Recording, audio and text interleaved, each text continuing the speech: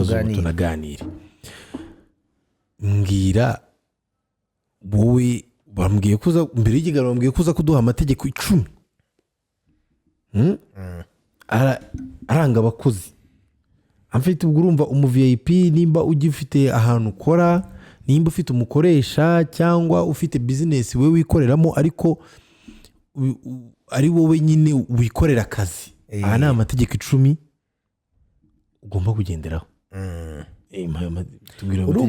urumva impamvu Kenny urumva impamvu navuze ni ikiganiro cy'aba inspired n'ikibazo na telefone twagize ubushize umuntu yaba disappointed cyane yashatse gukora n'abantu bo mu Rwanda. Yego. Kandi yabahuje n'aba investors bo hanze. Yego.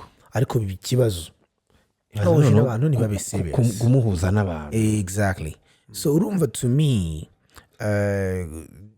reka no dutachinge kushaka kuvuga uti customer service nta company mfite. Kandi wenda nta ni ubuntu zigenda do umukozi usanzwe wenda sinanahura n'abantu wenda sinagira iki. At least noneho reka nguhe reka mvuge kuri ku bintu nk'icumi. Buri mukozi wese, buri muntu wese ufite umukoresha agomba gukora uko agomba kwitwararika kugira ngo nako kazi akagumemo igihe kinini, akarambemo, agakuriremo, azanagiye n'ahantu nawe yagira icyo atangiza. Yego. So kuko haba hari ibintu biri ngombwa. So ndandika ama points nayanditse mbona bayi 10. Yanditse mbona bayi 9 bari wayizuza akabi 10. Ngo bita amategeko 10. Tugira aka bonus. Aka bonus nashizeho kari very serious uraza kumva nakanuga kwi. Noneho medita na amategeko 10 y'umuntu wese ufite umukoresha.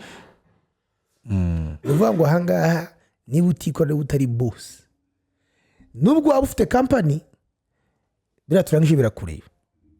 Uko umukiriya ari boss uzakora last approach. Sibyo? Ako rero tuvuge ufite umuntu ugukoresha, ibintu ugomba kubyitondera n'ibintu ukeneye. So take 10 tuyatangire. Ndavuga vuba. Yego. Hanyuma noneho tugire tuya commentingamo take 10.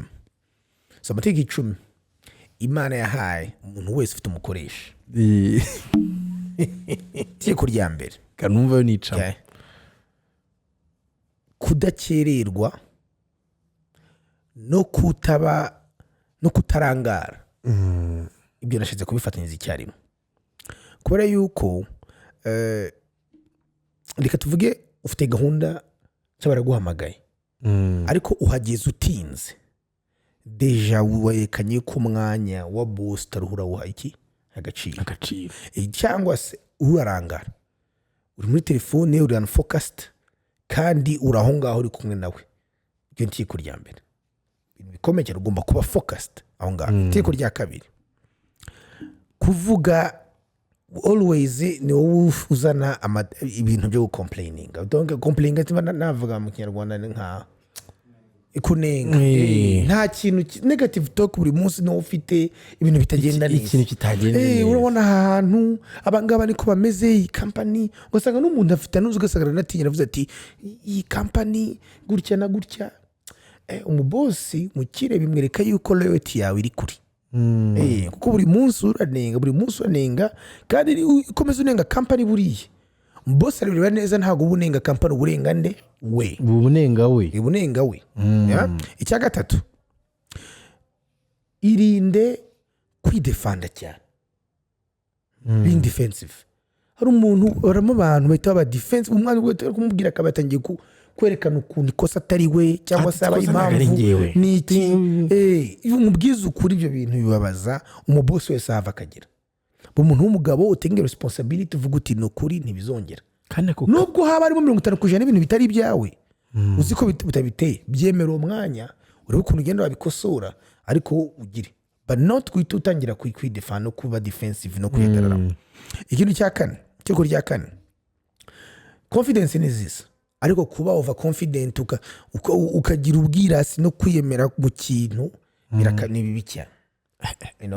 Kandi ibintu okay ugasanga n'umuntu azikwaza ibintu ndaguha example mu turi muri office ejo bundi turi kumwe nawe no nashaka kumehinga point kora ko azi ngo arandusha ibyo bintu cyane ugasanga yaramvugiramo ashaka kunyika ko abizabone se uwa nanyumvise ibyo ndavuga none ngo manze mvuge donc no over confidence iramwereka yuko ntago imwemerera kumva so mu boss rero umuntu ufite over confidence yuko uzi ibintu z'ubwenge cyane ibi bintu byumva ari byumva kandi urakennye ndagukoresha hawo icyo kibazo abanyarwanda turakigira ni ikibazo gikomeye so ni byiza vraiment confidence but don't be overconfident ngo werekane yuko uri hatari uri gitangaza itegeko rya 5 body language is very very important body language ni uburyo witwara n'umubiri wawe uko witwara abahanga bavuga yuko bura n'umubiri nawe ugira iki uvuga iyo umubiri uravuga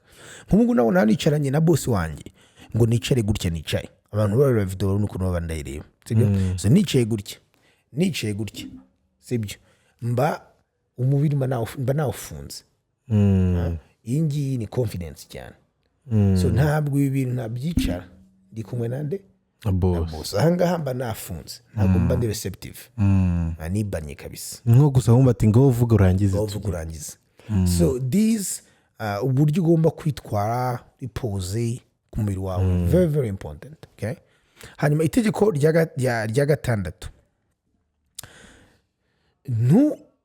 ntukabe ahangaha naho n'ahantu kuko itegeko rya 5 n'irya 4 bijya gusa ntukaceceke cyane sibyo rya 6 ntugaceceke cyane nguze wicare hagira ikintu uvuga ube passive hagira ikintu ukora ni byiza hari abantu bameze bati umva igira imbere bose kajonjama neza gashira ntagire icyo avuga sibyo ibyo ntabwo ari byo hari umuntu twakoranaga ba engaged gatoye reka nse nkuvugamo gake kuri iyo tegeko hari umuntu twakoranaga mu by'ukuri ibyo bintu anabyumva nkamubwira ati rero nitugera aho dupresenta niho uza kuvuga ukabona birambirana yagira imbere y'abapresenta aho agakwama neza ibyo ngibyo ntabwo ari byo no ariko noneho itegeko rya 4 naryo noneho hari n'abageraho bakavuga pe don't share personal information ngo uvuge n'ibitari ngombwa arugera neza gatuza kwa boss akavuga ugasanga avuze nabyo iriwe mu nijoro bidafite gahunda turumva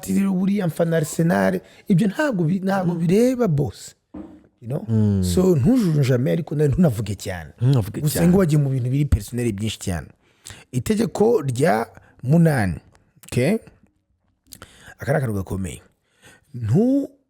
ntukerekane yuko utubaho ubuyobozi buriya hari abantu bazi ko ari ubutwari ugasanga rimwe na rimwe ugasanga arasharinga ati jyayo navuye ati boss namubwije ukuri abaraga ati boss namubwije ukuri umuntu araguhemba we wamubwije ukuri umuntu abamba ari ubutwari arashaka kwerekana ngo ujye boss namubwije ukuri atoya ati nawe arabizi ntiyamenyera ati kwerekane kuri intagondwa donc uri nuza kandi aba bantu bikora mu rwego mbega nko muri context yo kugira ko ari abanyakuri genda umunyakuri cyane mvuga ibintu byose ku murongo tibura nibwo yari boss ntabwo yamvugiramo cyangwa se ntabwo anyemeza ibintu bitari byo bero abantu rero nabo usanga bashobora gukangamira boss iri ni itegeko rijyanye no kudakangamira boss ntukajya upima kabisa umuboss rwose nta muntu umukangamira kwerekana rero yuko wa challenging authority umuboss wese w'umuhanga arabira bagati uyu muntu afite ikibazo yakuba n'akasamutwe so itegeko rya 9 ntukajya uba ahantu boss ari muri ofisi ye cyangwa se muri space ye utahamagawe n'ukuri vraiment mu bintu boss bakunda space yabo so niba niba agiye mu nama n'umuntu niba se muri kumwe ahantu ukabona ahantu wenyine hari impamvu ashize kujya ahantu wenyine mureka guhamagare rero abantu cyose babikora gutyo ugasanga nyine bakurikiye ababosi babo ahantu hose usanga basyanutse kandi ntibyari ngombwa ntago yari ngombwa hari n'igihe usanga rwose hari n'igihe ugira umubosi umwana mwiza ugasanga nyine biramugoye kukwirukana ariko ugasanga abwiye nk'undi muntu atari kuyu muntu abajyaye ariko ubwo nawe uri aho ngaho urimo urabunga utembera nta kibazo ufite uzi ko kuba uri kumwe na boss hari ibintu bisanzwe kandi wari uba wumva watwize ngo ari byo byiza nyine aho ugasanga boss ntabwo bishaka ko uhora ahantu hose ari so rimwe na rimwe please ba muri presence yaguhamagaye wabonye ko ukenewe very important itegeko rya cumi n'iryo rya nyuma nashyizeho nka bonus ariko n'itegeko nyaryo kene ntukanukire boss gira isuku use neza numeze neza bigisirumva atari byo bintu nuko nkubwiza ukuri niba ari ikintu cya mbere